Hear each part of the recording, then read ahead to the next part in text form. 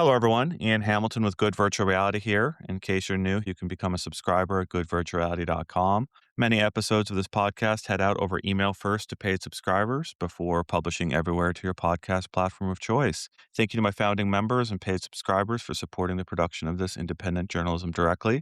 Today, I'm joined by the co-founders of TenderClaws and the makers of some pioneering works of VR software. Let's start this off by having my guests introduce themselves. Who are you and where are you tuning in from today? Hi, my name is Samantha Gorman, and I am based in Santa Cruz, but we also have a studio in Los Angeles. And I'm Danny Cannizzaro, the other co-founder.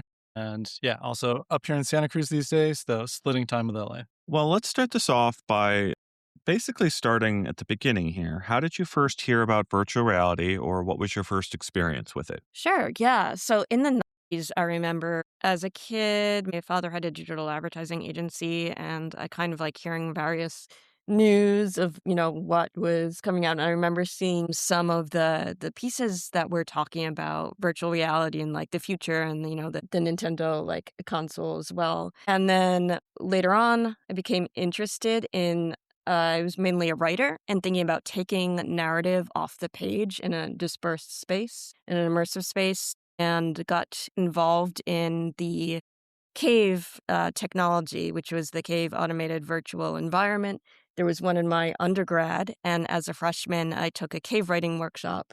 I was very interested in like how to position text in 3D, and that sort of led me into then looking at the media archaeology of these immersive spaces and apparatuses and like critical inquiry about how spectacle and our desires as humans to go and be in the image and be immersed in spaces kind of came about from the panorama until today.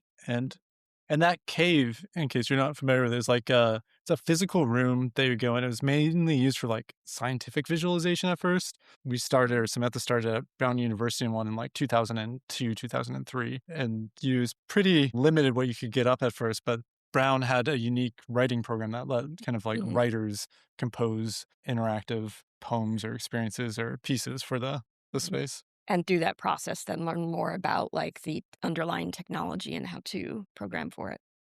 I think my first interaction was like, you brought me on as a videographer in like 2007 or something for a piece you'd made for the cave, which had a dancer performing in the cave and text just kind of like fluttering away from the periphery of her vision wherever she looked. I think it's the early part that it still relates to maybe a lot of our work is the playing of form and content and the kind of looking at pushing the how these technologies maybe a glitch or something unexpected in them or something that hasn't been tried yet can be examined in order to like lead towards a complete aesthetic work. Ooh, what a wonderful thing to add there. That's going to cover a lot of your projects as we walk through them here. To add my own personal sort of journey here, I've mentioned it on several podcasts now, but 2012, I tried VR in the 90s in like a mall setting. I also went over to a friend's house who had a Virtual Boy. But really, 2012 is when I got obsessed with it. And I find myself today encountering people who are still invested in this technology to some degree, whether it's just they're playing with it or building something for it. And a lot of these people did have experiences with caves. That's what I experienced in 2012. I went to a Disney cave that they had to visualize Cars Land as it was opening. And then I also went and did the duct tape Oculus Rift demo, and I got to see what $100,000 or $1 million room could do, and then what a couple $100 VR headset could do. And it kind of opened my eyes to the idea that this was on the path to being realized in my lifetime. The 90s, I was a fan of Star Trek, and I loved the idea of the holodeck in this room that you could go to. It was always in science fiction. It was this idea that was still hundreds of years away. And that demo in 2012 of the Rift opened my eyes to, oh goodness, this is actually happening in my lifetime. This is a good transition to virtual reality. You first debuted that, what was it, on the Gear VR or the Oculus Go? It was actually on Daydream. It was a launch title of Daydream. So like Okay. it was really early. We pitched it at one point as a New York Times Yeah. op-ed for Cardboard, which was going to be this like VR Inferno levels of VR hell going through the different kind of like stages in history of VR as because they sent out like a cardboard with all the newspapers once, like around the time of like notes on blindness and stuff like that. So we had So, ideas back yeah, we then. were asked to think of a work for that, and it was sort of using the form of VR to go through almost the history of immersive media and our desire to, like, chase being, part of being part of the image and this idea of, like, will the holodeck be realized and, like, that continuing dream that, many of us have. Well, and then yeah, so that's the beginning of this, and then virtual reality 2, you were dealing with what happens when these places get shut down, and I think of that project all the time. It's been top of mind as Rec Room has shut down and Yeah. Horizon Worlds had its plug pulled. You were very prophetic there with some of the work that you were doing. But, like, I need to sort of start off there where did it has it taken longer than you expected it to, or is it exactly as you expected it to go in terms of the consumerization of this technology? I think we have a very pragmatic view of it, having did it for a while, and also having one foot in academic study of theory and history, and the kind of, I guess, march of time and progress of suddenly a burst of excelled expectation, and then a quiet tinkering, and then another like catalyst event that comes interest. And it does feel like, I think, towards your point of feeling something is happening in our lifetime, and, whether that's towards this idea of spatialized computing, where then, we're not even even thinking about, the difference between VR and XR and all these other sort of like branded terms for the technology or not, but we're arriving at something. And I think that each excitement bubble or moment is like getting us closer to whatever this realized vision is. We had Mm. this moment, in early when we showed, like, a early version of VVR on Daydream, which was, like, just phones put into, like, a piece of Mhm. cardboard or, eventually a Daydream headset, where we realized that the phone could also be held by a Victorian era stereoscope viewer, and so it felt like being at the, like, precipice of, yeah, this new wave of future in VR, but then realizing that the hardware from, like, I don't know, late 1800s, early 1900s or whatever, would actually run it, and we could, Yeah. like, play our game with a stereoscope that just had a phone slotted in, like a 2D card, Mhm.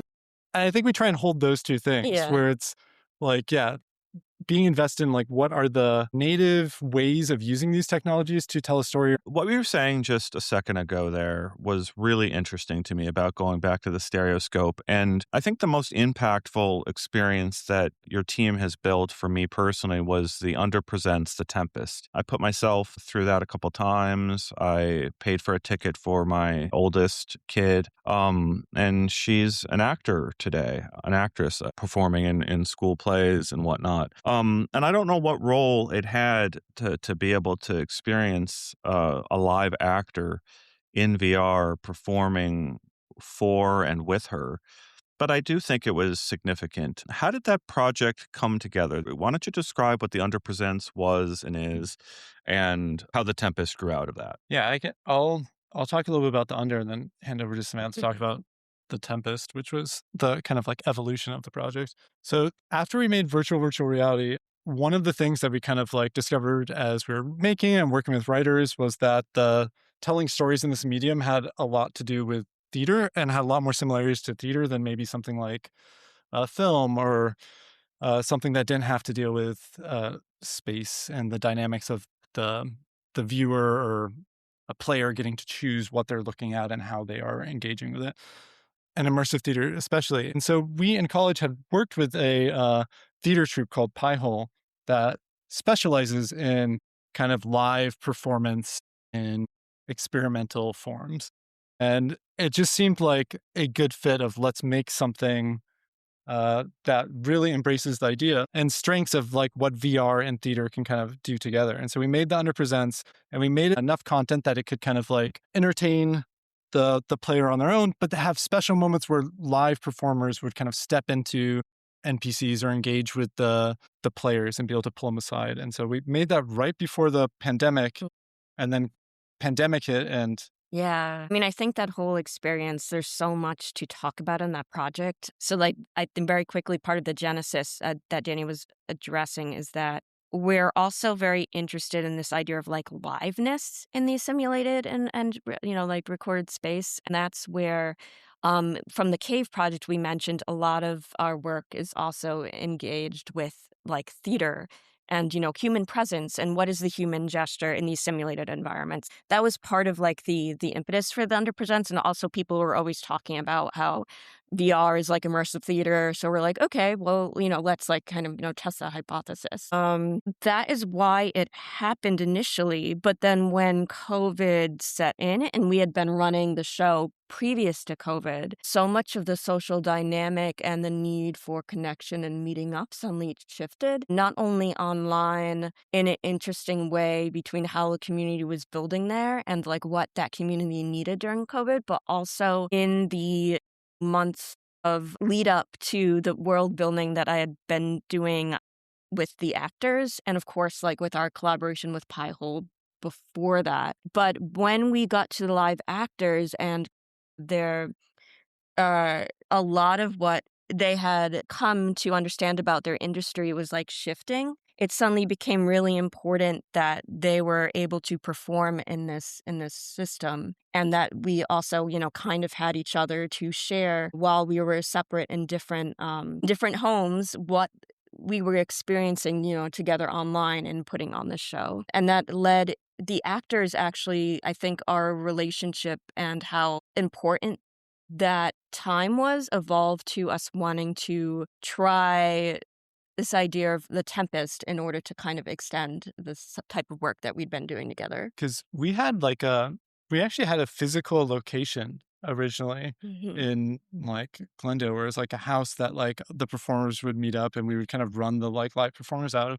And then everything went remote and we realized that like, oh, this is one of the few things that a lot of the like artists were working with. Because you were directing kind of a team of like 18. 18, yeah, like immersive theater artists, mostly in LA, because we started off physically based, that all of a sudden all their other kind of jobs and work things were on pause. And so we scrambled and put together kind of idea for funding and a way to kind of like make a version of the Tempest that was, or the Under, that was ticketed and about that moment in time. It's not just the Tempest, it's almost the Tempest meets the Decameron, people sequestered outside of the city around a fire while the plague rages on, talking about a version of the Tempest that was They would have supposed to happen. performed, Yeah. yeah. That like got shut down. And they're taking the audience through different scenes of their imagined performance of the Tempest that was unable to perform because of COVID in the live theater. We built that in what, like 4 months Mhm. on top of the Underpresents? And just the technical complexity of that is staggering. I just had Alex Klum on my podcast, and he was joined by Steve Lucas.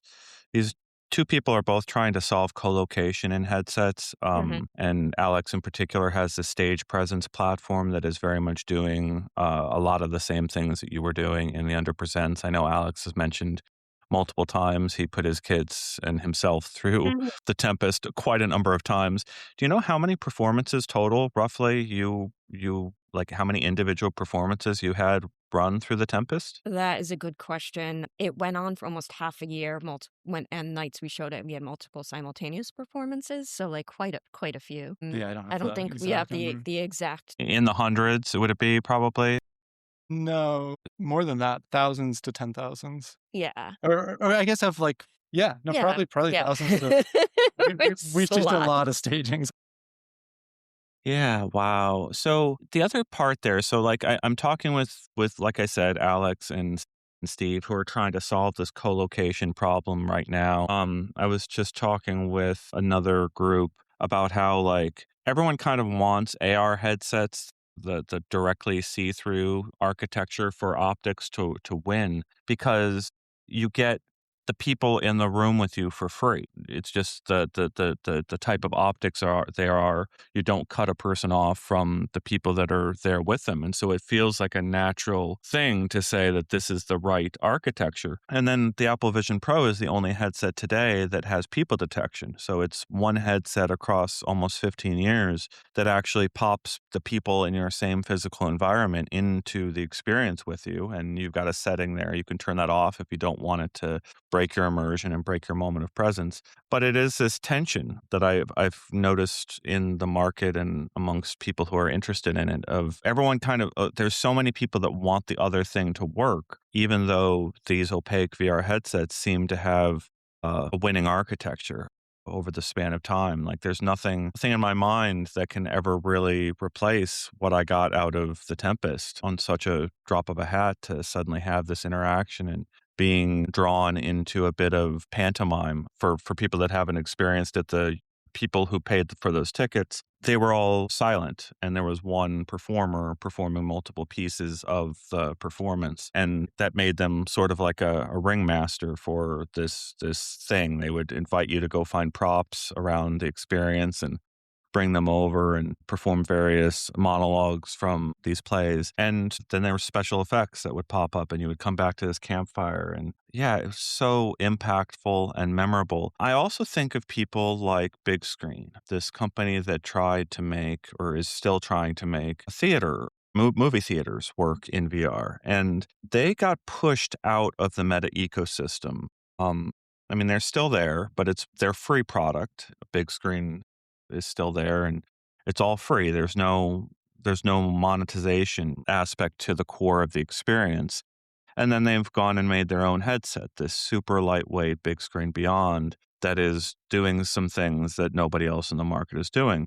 But what they were pushed out of the market by was this need for 30% to be coughed up to the platform holder, that there simply was no monetary system to no sustainable way to sell a movie and make a little bit of profit for themselves to keep the doors open. Why that's my way of asking, why did the Tempest have to end? I think there's a bunch of different answers to that. And one of them is that, we are artists who are platform agnostic, who work across a variety of things and are also following what we're creatively interested in at the moment. So that's a piece of it. And there were some other projects. It felt like there was a good kind of segue where, Ferryman Collective and there's other different theater entities that was kind of taking up the work of like spreading, this idea of VR and immersive theater. And we wanted to try something different after 3 years. So there's that piece to it.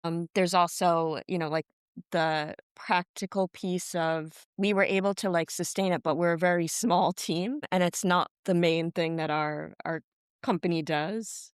Yeah, I think there's a different version of 10 Claws or Us that like pretty much every project we've Yeah. made could have spun it off into a platform.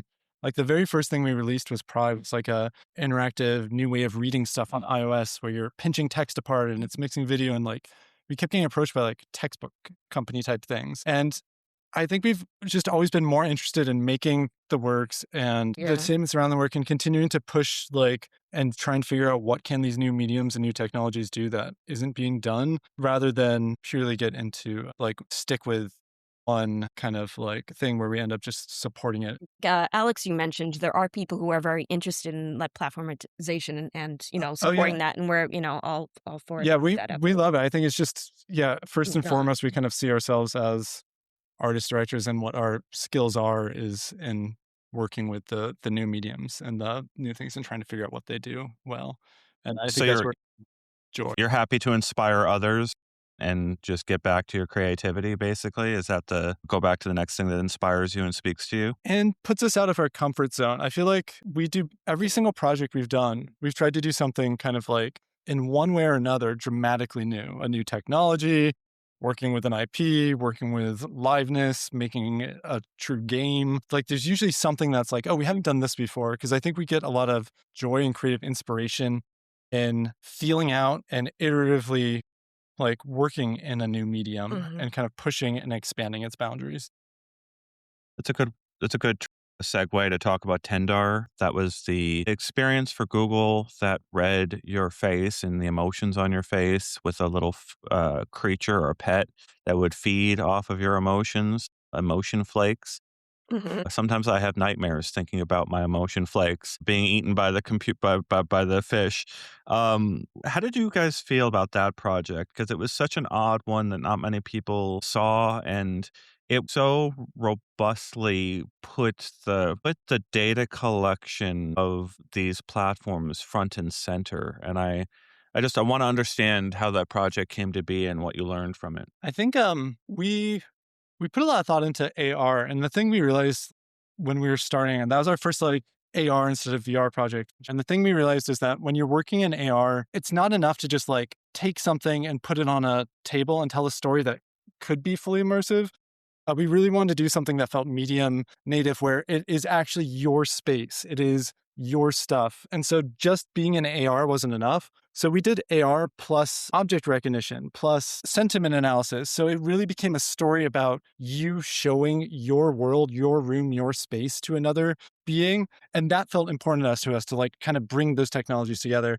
We were also really amused. There's this big wave of sentiment analysis companies that were coming out that it felt like, I don't know, a little bit like mini AI boom or something, where they were making kind of overstated claims and then binning the world into these like 7 discrete categories. So we want to make a game about the absurdity of trying to bin the entirety of experience, of like taking something that is broad and classifying it Mhm. as this thing or this thing or this thing. And that's actually we used that metaphor of, like, classifying experience and how emotions were read and what was given back to the audience as actually that project was actually about early machine learning. And the, virtual pet you were feeding was really a metaphor for a node in a larger machine learning system, and as the narrative unfolded, it taught you about, like, what that was. So it was a way to discuss, parts of, like, early AI with an audience, through the narrative. What we do is kind of like look at the zeitgeist and look at the both the critical and creative landscape that we're participating in and think about speculative futures and narratives that like make people think about like technology rollout or like what the systems they're engaging in are. And that's probably, I think, what has been really supportive and important for us as artists, and that our pieces come out as sort of precedent sometimes and like make, a statement about these speculative futures that then, may or may not come to pass, but very often live in these sort of parallel realities that as technology eventually develops and you can see the patterns eventually like do come to pass in some ways, like Scottsdale VVR too. and Yeah. VVR. Yeah, VVR too. Yeah, I was just thinking about that as well.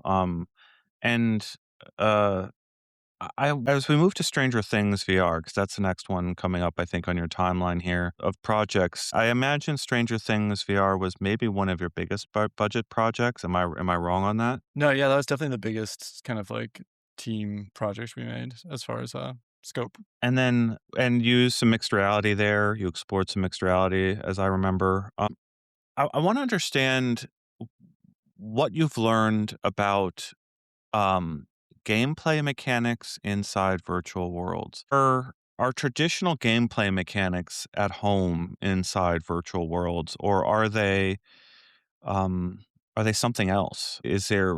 How do you find game making? Is anything you've worked on a game here? What do you call it in comparison to what games are? I think we have a very blurry definition of game, and we will refer to all of them as games and all of them as experiences depending on the audience we're talking to and what helps Good them answer. engage with it better. Yeah. Yeah, I think like, I'm a faculty at UCSC and I teach between engineering and arts. And I find category merging genres more productive in moving forms forward than trying to like I guess bin specific like this is a game or this is an experience. And I think the future of entertainment is more, like as we go spatial computing, it's like everything is kind of opening and more collective. But, I mean, I think that will be the future. It's different a little bit than what maybe like when you're curating a platform that's a game console, sometimes these VR platforms can be that way.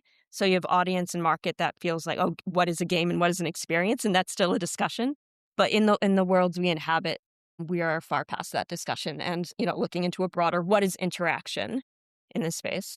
I think interestingly, the very first project we released together as Tenor Clause was Pride, which was an interactive novel for iOS. And we Mhm. wrote it, think of it firmly as a book. And then I think some of your advisors at the time were like, this could be a game. You should put this in some game festivals. Yeah, and that project became one of the main indie games and narrative, that year that was released Yeah, for like got into iPad. IGF, and we made that like never once thinking of it Yeah. as a game. And so we realized that like the boundaries are a little blurrier than we expected. There are games like Asgard's Wrath 2, and what an enormous world with a lot of artists who were employed to work on that project. And I remember the review came out from it from the reviewer I was working with, and people were angry. People were mad with the low review that was being applied to this project. And I've scratched my head at this situation for years now, where you take a large open world and you give it a lot of care and love, and then you have people grinding away at tasks the same way they do on a flat screen,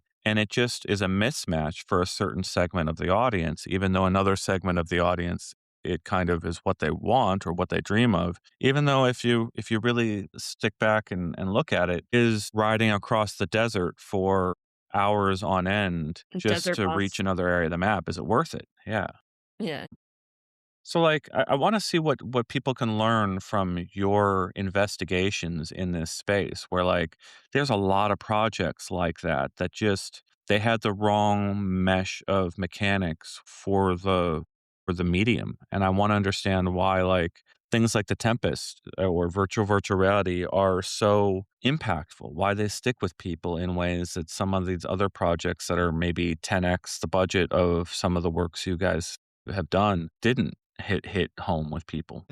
I think we've been fortunate in that we've had, and I think this is something that actually happens partially working in new mediums at the kind of like edge of the forefront of new mediums is the platforms themselves haven't yet figured out exactly the recipe to make money. And so there's a wider range of like funding projects that maybe are a little bit different. And then once they figure out kind of like, oh, these are the ingredients you need to make money, things get like what gets funded gets a little bit narrower in scope. But we've had a bit of freedom to make things that connect really strongly with a segment of the audience rather than having to like a mobile game optimize to get the maximum click through rate and appeal broadly to a large audience that likes them. We've been able to make things that feel very unique and connect strongly with.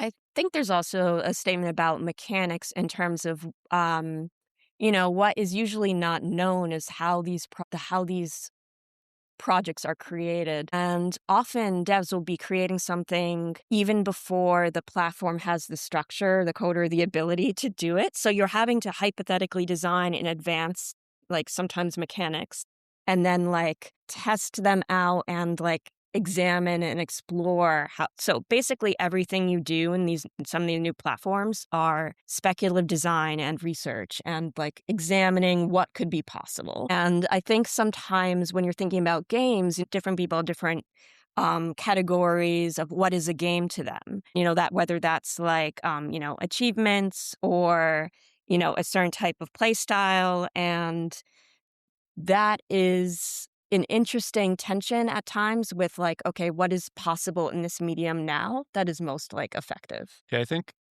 you bring up a really good point, which is that like unlike making a film or something where you have a script and like it's really well known how to make a film at this point and there's kind of a process. Almost all of our works have been very iterative, both in mechanics and software coding and narrative, where we are working on both simultaneously and they're both informing each other throughout the whole process. And the projects and experiences change and shape themselves and evolve. Like something like the Under evolves into the Tempest, but even within the Under, for like a long period of time in the Under, the ritual magic system where you could take off the mask and do spells did not exist and was not part of the design at all. And that became one of like the core foundations of it, but was kind of a late discovery of a need in the experience, a gap that was not like feeling right. And so we have had the flexibility, and being a small team gives you more of this flexibility to kind of like pivot and evolve and keep pushing towards what is fun, what is interesting, what is new, rather than having to like have a hard coded Within outside. the constraints of budget and like, oh, you have to deliver this Yeah. for this, headset. I think that's actually probably one of our strengths is we've been able to like do that, but still like not have a project ever get canceled or miss a like major deadline. Like we've managed to get each of them shipped at least. What does success mean to you? And do you have advice for others in terms of how they can think about success? People in school who are just starting out and trying to figure out how to get their first project going. And then there's other people who might have been at this for 10 years and have experienced things like that. Their projects get canceled. But there's another dev that I talked to, and he wrote a post for my site, and he talked about this like circular logic that can happen with like boardrooms where like an executive comes out and says this is the vision, and they look for devs to like build for something, and it ends up being sort of like a, I don't know, a game of chicken or something where you're like, is it this kind of thing you want? And that that I don't see a whole lot of good projects coming out of that kind of back and forth. So I'm wondering if there's any broad advice you might have for anyone out there in sort of how do you make something, what is success, and how do you make something that meets that bar of success for yourself? Yeah, I think, I mean, we should both answer that. One of the things to know is that, as Danny was alluding to before, platforms and technologies develop, I think they are really shaped by the like North Star vision at the top.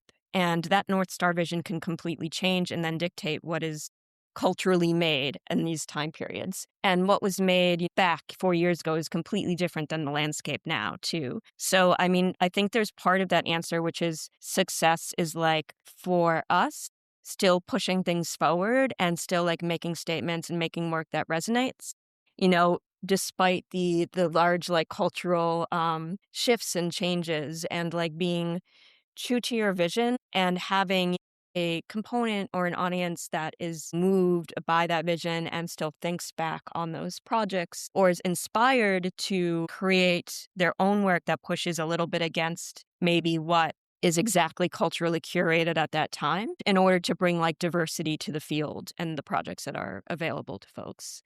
I think we both also really enjoy the making. Like we were making projects and performances when we were hosting them in galleries for 5 people, and like making in the process of making and doing something. It's something I'd probably do with or without an audience. And so like I find a lot of joy in that. But then have echoing Samantha, like felt the most success when you make something that resonates strongly with some people, a group of people that then inspires them to make stuff on their own. I think that's the thing I care most about. And we've been very fortunate in that we've been able to kind of like put together a series of projects where there was not intense financial pressure of like it has to hit this sales mark or do this particular metric, which has let us probably be a little bit more free and experimental. Yeah. Mm. But to be fair, a lot of the things that we've made, either publicly known or like back end, have been adapted into, I think, the VR industry over Yeah. time. So we have like actually, I think, actively shaped some of the I mean, like the VVR mechanics. Daydream,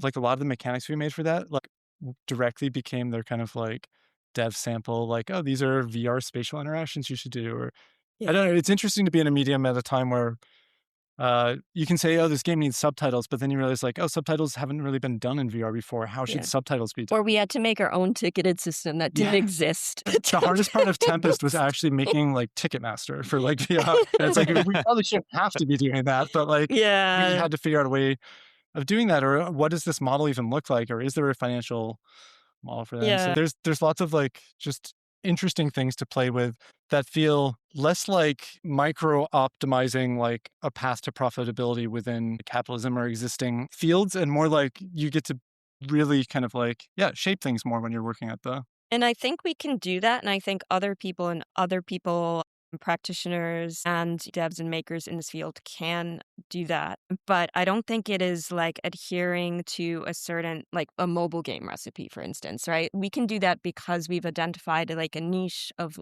like, we are like directors, thinkers, and makers that like, what do you can do speculative futures and like tie those speculative futures to like the technologies we have today, and like are often, approach like, okay, this is exists. What can you make of it? Or what do you think about how this operates? And paradoxically, by being more I guess you could say, explorative, refined opportunities than if we were trying to definitely go the route of other specific games or apps where we're trying to like do all the the steam algorithmic influences and calculations like all the time. So I think our path is a little bit different. It's not impossible. I do know other devs like Strange Scaffold, who I can shout out, that has actually really interesting philosophy. He definitely makes games, but it's about how you can be lean and versatile. And as an indie studio, we're fortunate to have that edge. I love that. Find joy in the making is one of the things I'll take away from this conversation. I really enjoyed that bit of advice, or that way of looking at it. Can you describe, I want to talk about face jumping and body proxy first, and then I want to get a couple broad questions because I haven't seen either of these and wanted you to explain what those are. Yeah. Both face jumping and body proxy are us thinking about taking back our artistic roots as well and thinking about experience design and installation. And, we would like to, release aspects of them more broadly, but they've been mostly touring festivals because the actual infrastructure to release them doesn't quite exist yet.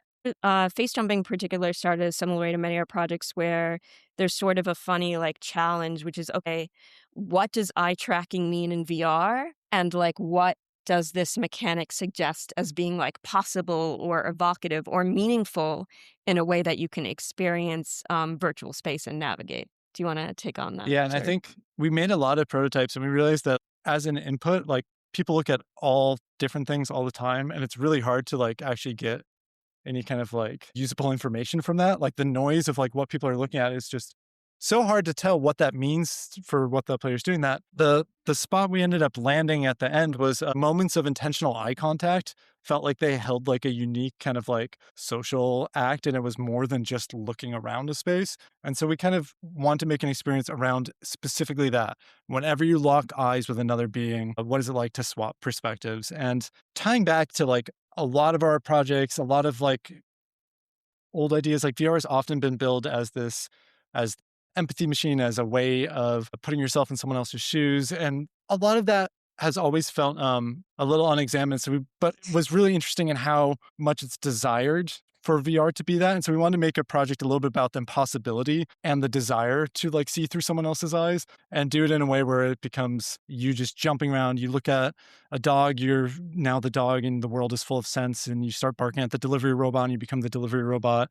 And then you get hit by a car and you get reincarnated into a different being, and just that cycle repeating over and over again. Yeah, so there's using a mechanic, also this theme of reincarnation as a way to think about switching perspectives and jumping, through the world. There's a narrative that's very cosmic and kind of comedic and light. It's a short form project that I think is more of a short story or poem that can get across a strong sense in an unlimited amount of time. And we'll definitely release that one. When Especially as if right now the main commercial headset available was Quest Pro that yeah. does eye tracking in a way that I'm developers going to have have to access to scream for what an you're. Apple Vision Pro version of this. Well, Yeah, Apple Vision that's eye Pro tracking.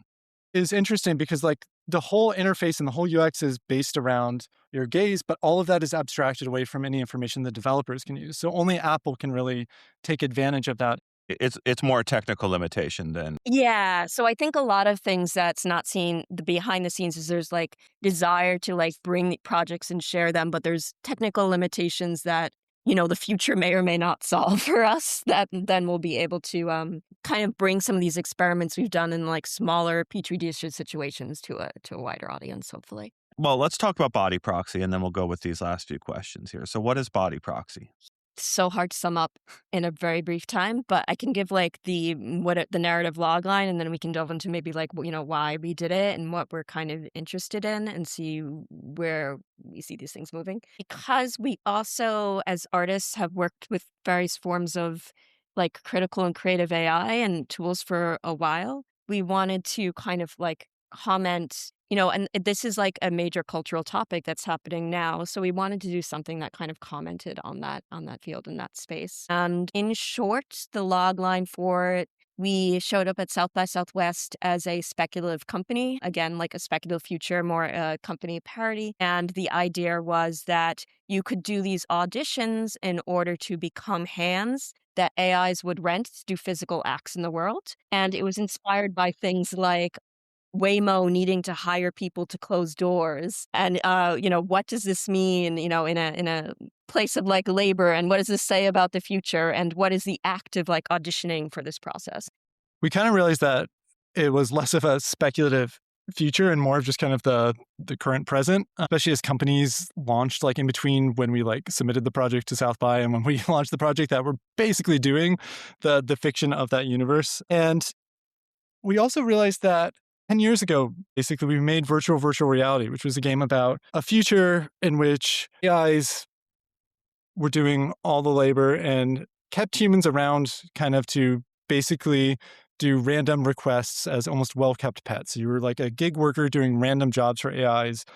And then we were finding ourselves 10 years later being like, oh, we could just kind of make that company now. Like this has come to pass in a way that I guess was expected or faster than we expected. And so we wanted to make a project that explored some of the similar ideas, but from that perspective of, yeah, what does it mean as we offload more and more of our cognition to other types of intelligences, to other decision makings? How complicit are we with that? When do we go along? When do we try and kind of like be friction within those systems? And so like Samantha said, Body Proxy was a booth at South by where you could audition for the service and it's AIs telling you to do a bunch of tasks and live kind of like seeing your IPO, your initial person offering as different AIs bid on what your labor cycles are worth based on how well you do various things in a space. And we used glasses.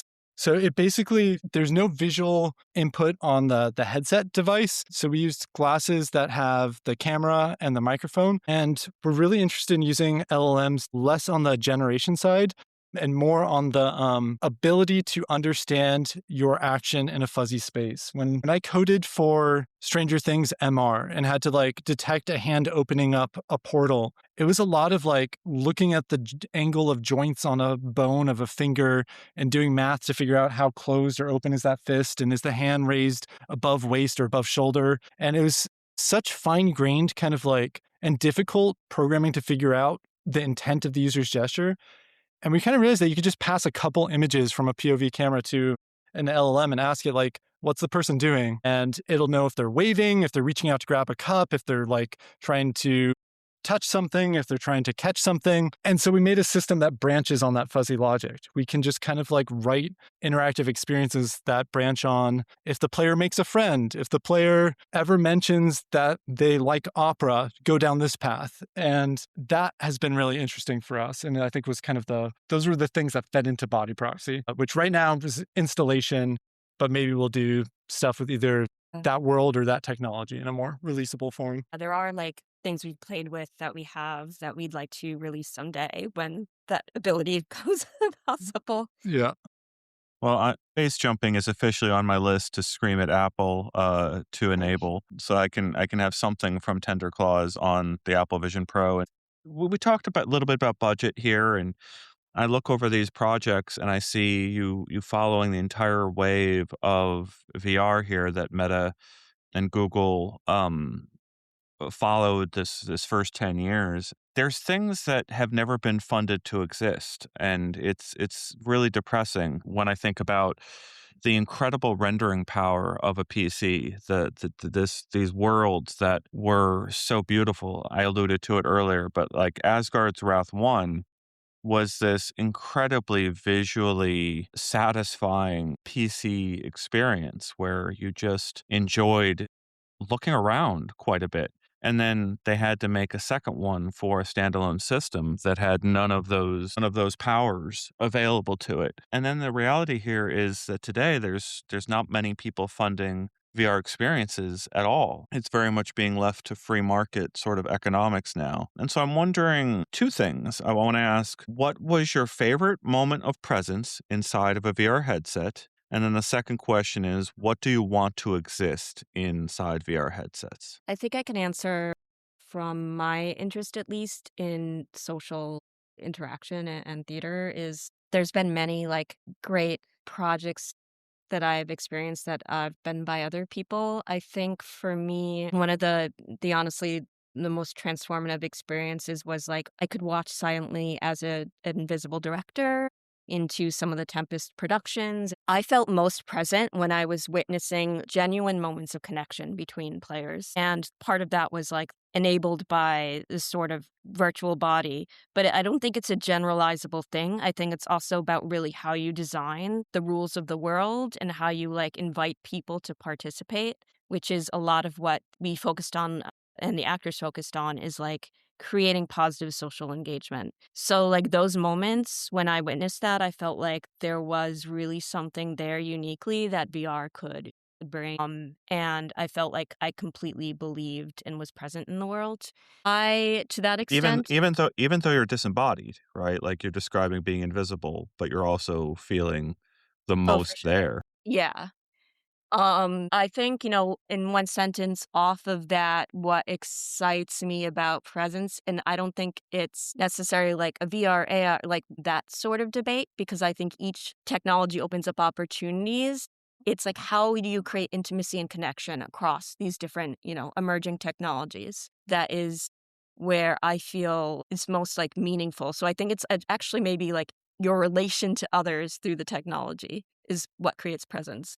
Yeah, I think just building off what Samantha said to limit it to our own projects. My favorite moment I've had in one of those was shortly after we released the Under and was testing it. So I was in like a new player like mask that kind of showed that I hadn't really been there long, and just like someone came along and clearly had finished the game mask and just walked me through like the own experience and was showing me how to do things, and it felt really magical and like it had grown beyond the things that I had kind of thought would happen in the space that I had had such a hand in creating. And so that was really cool and interesting. I think we like playing with constraints. So I don't think it's necessarily about going to highest fidelity, Mhm. like videos and graphics and stuff like that. Like these projects that both kind of stood out to us limited your ability to speak even, but was able to make those moments of connections by providing a context and a story world and a reason that enabled a freedom of expression that maybe like you wouldn't have if it was just a pure video call or a photorealistic like version of yourself in the space. I love it so much. Thank you both for this time today. And there's so many ideas that you present, and you even talked about it near here at the end. The other devs that I've been talking about, some of them do very similar things, like Stage Presence is doing some of the same stuff that lets a person watch a production and make sure it all goes to plan. And I wish more devs would be able to access some of those features. They're very hard to build. It's the lift in building them, building that layer of multiplayer to begin with, and then like an administration system for multiplayer, right? You're sort of plenty of devs would look at that and go, let's leave that to the platform to provide for me because I just don't have the ability to do it. One of my dream worlds would be like starting as a disembodied spirit, and you appear as like a floating light inside the space, and you kind of have to achieve embodiment, and in order to interact with the world you have to prove your worth to it, and you're already playing with some of these ideas there. I see across your projects you're really playing with a lot of those ideas. So thank you so much for the time. I hope everyone out there listening to this goes and checks out some of Tender Claw's projects to revisit their attempts to realize good VR across very limited systems. And I hope as these constraints come off or we end up with new constraints, we get to see more projects from you in the future. Thank you both for the time. Thank you. Thank you.